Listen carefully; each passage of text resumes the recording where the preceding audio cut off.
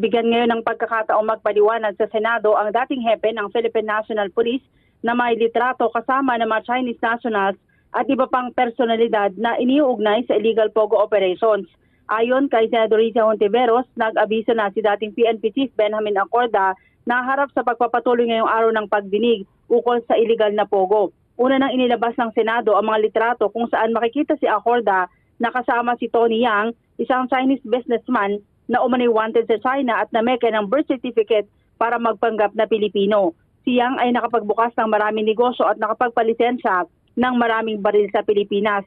Naglabas din si Hontiveros ng litrato kung saan makikita si Acorda kasama si Nasual Pangasinan Mayor Diseldo Calugay na kaibigan ni Dismiss Banbantarlac Mayor Alice Go. Nasa litrato rin si Wesley Go na kapatid naman ni Alice Go. Ito ng 15 pagdinig ng Senado sa isyu ng Pogo.